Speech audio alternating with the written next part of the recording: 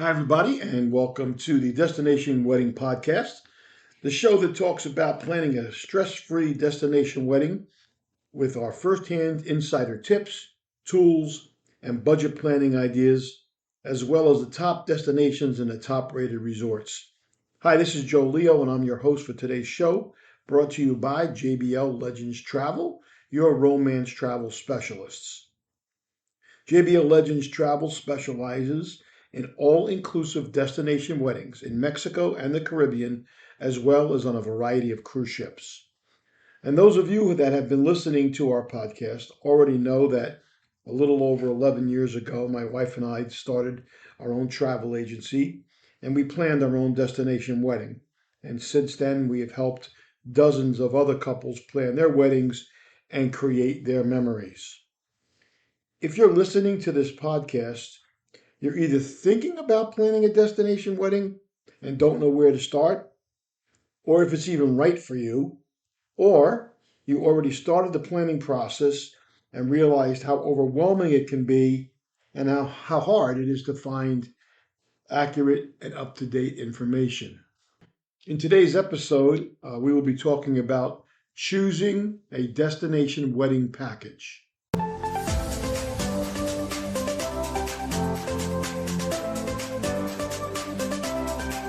Welcome back to the Destination Wedding Podcast, episode number 4, Choosing a Wedding Package. So you have the date and the time of the ceremony all locked in with the hotel.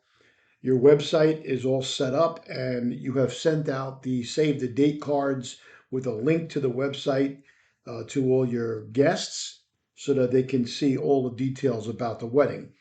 And now it's time to talk about planning the wedding package and picking the right one that's right for you.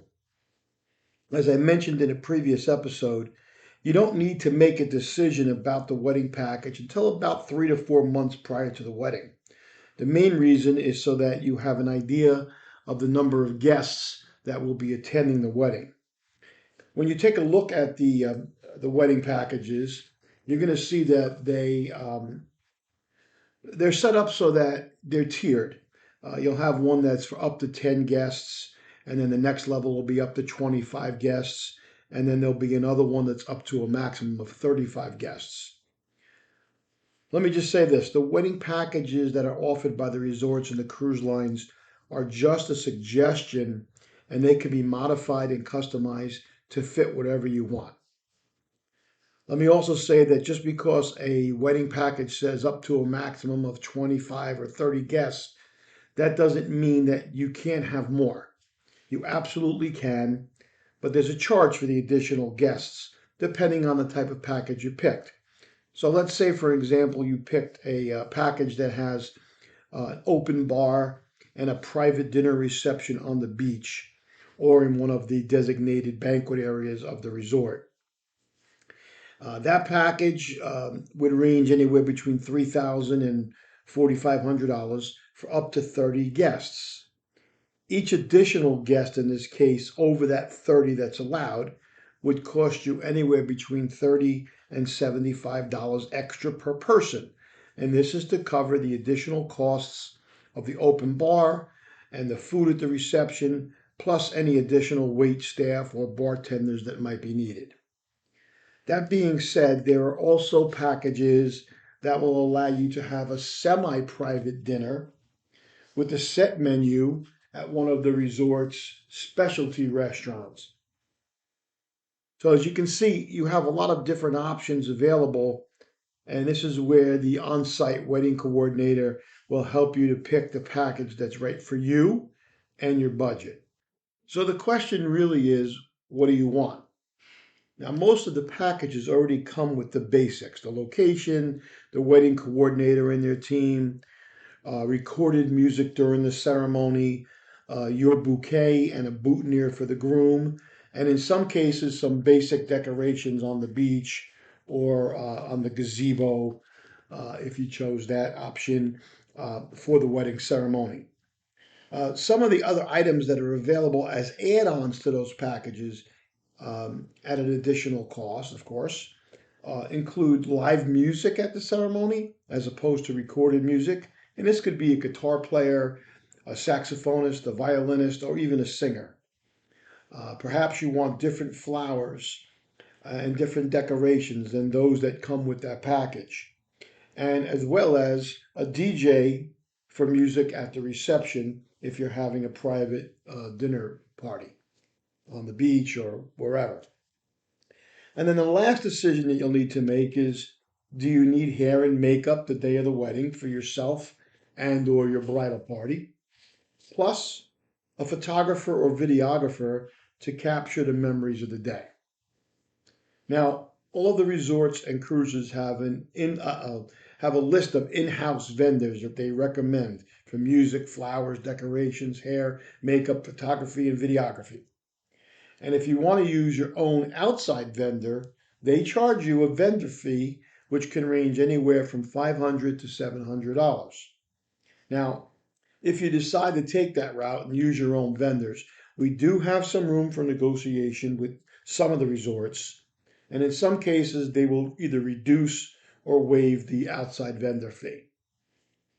Now, in my experience over the past 10 years, I found that the vendors on the resort's in-house list are excellent at what they do.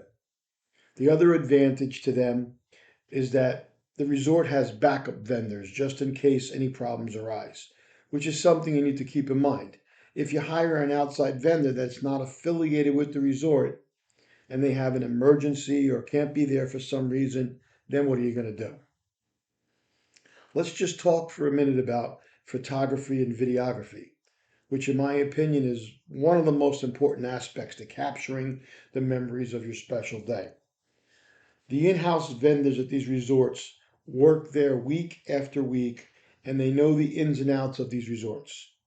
They know the right places to take the photos. They know the angles of the sunsets and the shadows that they create, and they're very experienced in dealing with any type of condition that might occur. I have a friend who is a photographer in Mexico that does work at a number of hotels in Cancun and Riviera Maya. And we had this exact conversation not too long ago. And she said, Joe, things happen, but I can always assure my clients that I have a backup if, God forbid, something should happen to me or something should come up and I can't make it. But again, this is your wedding, your special day, and the final decision is totally up to you. Now, if you have a friend that's a photographer that's going to be coming to the wedding and you want to use them as and that's your choice. We'll work with you and the resort to get the outside vendor fee reduced or waived. The same goes for hair, makeup, and music. When we had our destination wedding, my wife's hairdresser was actually one of the guests at our wedding, and she took care of everything that my wife needed. I've had couples that have brought their own DJ to the wedding. Of course, they paid for their, his flights and room. They rented the sound equipment from the hotel for the day, and he just had to bring his laptop and plug in. So I guess the point that I'm really trying to make, and I know I've said it a few times, is this is your wedding and you have the flexibility to customize it however you want. I'll just offer you one piece of advice. If you're inviting a friend to the wedding that's a photographer, hairstylist, or DJ, are you inviting them as a guest or to work? Are they going to charge you for their services or are they doing it out of the goodness of their heart? If you're inviting them to work and they're not charging you to perform their service, you should consider paying for their flights and their room for at least part of the trip. But that's totally between you and them and just my suggestion. So we've covered a lot in this episode, and I'm sure that you probably have a lot of questions. But the main thing is, remember that you don't have to worry about choosing a wedding package until about 3 to 4 months prior to the wedding, so you have an idea of the total number of guests. And second, the wedding packages are just suggestions and they can be customized to fit your style and budget. Once we decide on the resort where you're going to be hosting your wedding, and we set up your website and we get all that information out to your guests, we will then work with you and the wedding planner to get you a list of the different types of packages and what they include, what the add-ons are, et cetera, so that you'll have a good idea.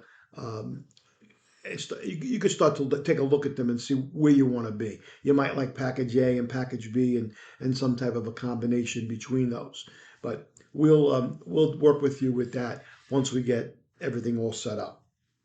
In the meantime, as always, if you have any questions at all, give us a call at 732-831-5200 or go to our website, jbltravelgroup.net, and under the Services tab, you'll see a page for Destination Weddings.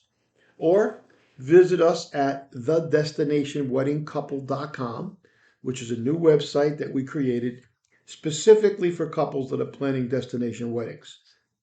It'll answer a lot of the most common questions that people have. Plus, you'll get some great insights to some of the most popular resorts. Thank you for listening, and watch out for episode number 5, which will be coming out next week.